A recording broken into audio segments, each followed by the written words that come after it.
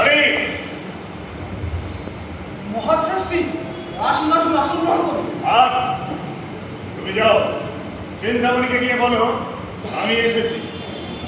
মা জননী তো দেব মন্দিরে পুজো দিতে গিয়েছে। বেশ, তবে আমি এখানেই বসলুম। কি হল, আমার মুখ নিচে করে দাঁড়িয়ে রইলে যে? অপরাধ দেবেন না হুজুর, মা জননী বলেছেন আজও আসর বসবে না। আজও?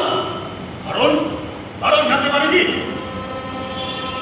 পর 3 দিন আসর বন্ধ রেখে চিন্তামণি আমাদের তোমাদের কি করছে?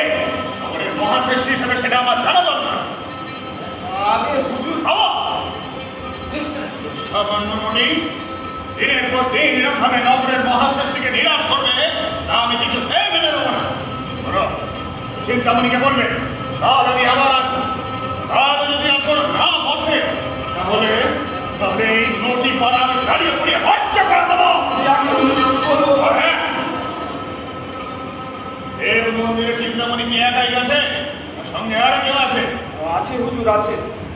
মা জননীর সাথে পরিচারিকা আর আর আর কি কি হলো? চুপ করে দাঁড়িয়ে রয়েছে বড়, আমার তো তোমার বল নয়। আগে আগে এক বাবু। বাবু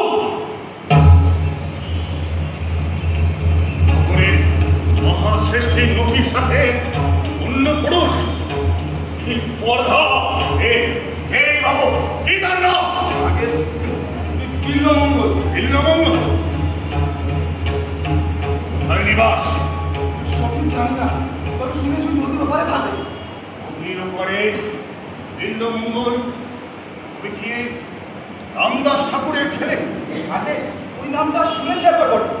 বেশ বেশ, আমি দেখছি কোন পিঁপড়ের পাখা বুঝেছে, আমি দেখছি। সর্বনাশ, মহাশ্রেষ্ঠ ভীষণ লেগেছে, না জানি কি হয়। এই যে ভাই দাঁড়িয়ে